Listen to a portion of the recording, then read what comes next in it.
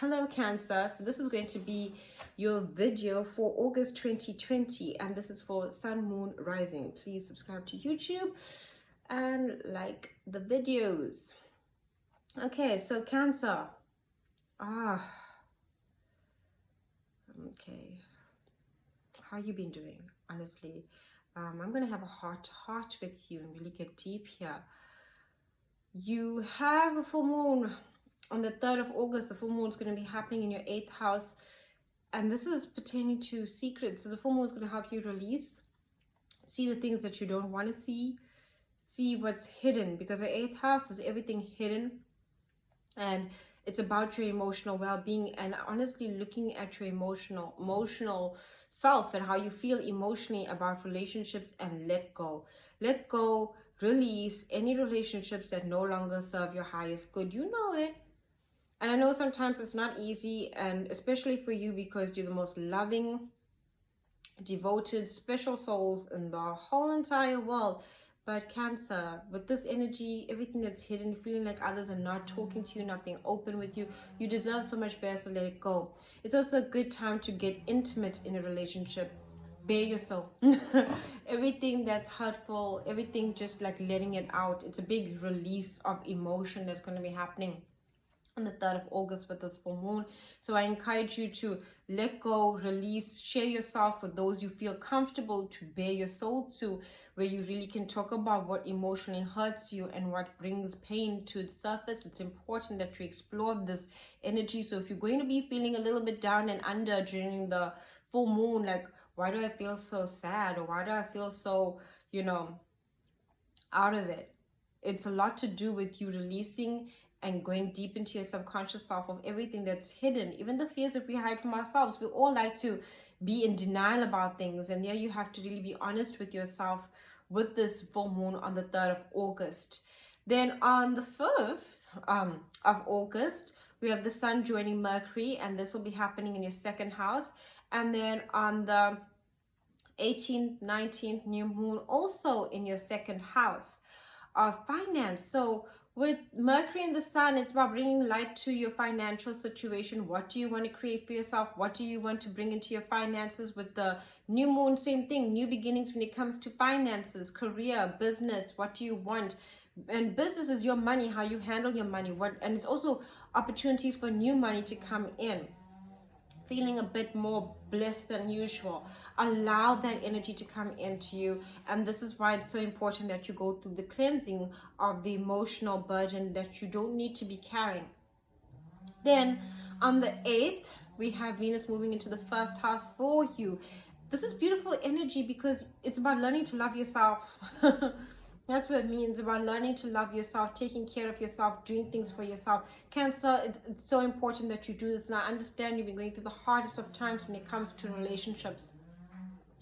You really have to sit down and ask yourself what you need to learn, because Saturn is about lessons, and it's obviously in your house of relationships right now with this Capricorn energy, and you have to ask yourself what you need to learn about your relationships when they're challenging, whether it's friendships, family relationships, love relationships are really challenging, especially this year with the Venus retrograde that passed. Venus is now direct, and it's so important for you to actually face up to that and see the lesson of, where do you give so much of yourself that you don't have nothing left, that you actually sacrifice yourself. And that's why Venus on the 8th in your 1st house of Cancer is actually telling you to love yourself first. Allow for that energy. Then on the 20th, we have Mercury in your 3rd house, and on the 23rd, we also have the Sun joining in your 3rd house. Now, this is about communication and how you express yourself. What do you want to learn? Information, talking, really sharing yourself, having, connections that you feel comfortable enough to talk, to communicate, having thoughts about how you express yourself, changing your circle, who you want to have close to you, looking for, even like when it comes to starting new relationships, but almost wanting to start them on a friendship basis when it comes to love, especially because Cancers, you must remember, they're the crab. They have that hard shell, so they don't want to get hurt because they know on the inside they're all just soft. So and they really know how to take care to such an extent. The most beautiful souls I know are Cancer, and the way they love and the things that they do and how they help others is unbelievable. They really have this emotional strength, and it's so important for them to have that emotional strength for themselves, because sometimes they end up meeting the most wounded of souls. And that's the lesson about actually nurturing yourself instead of attending to every wound everybody else has. Cancer, that's important. Then learning to communicate and actually having people to, with this 20th 23rd, where the energy moves into your third house, is about communicating and networking with new relationships, new connections, and almost like, you know, keeping things in a safe space, but allowing for new things to enter. That's how you feel. And that's fine. It's okay. Then, and even if you're in a good relationship, know that you're still going to have lessons in relationships so that you can rework it, so that's more beneficial to you, meaning like what it is that you truly want, especially if you have other strong placements. However, it's important that you shift your relationships, look at the lessons in your relationships. If there's miscommunication happening, how can you communicate in a more effective way? How do you express yourself? How do you open up? How does your partner open up? All of that in a good relationship. Then Mars is going to be in your 10th house. So Mars is about passion and action, your 10th house of career. And this is so important, Cancer. I know you can do this. You have the, I believe in you. I believe in you when it comes to actually putting your best foot forward, when it comes to your career choices and creating more income.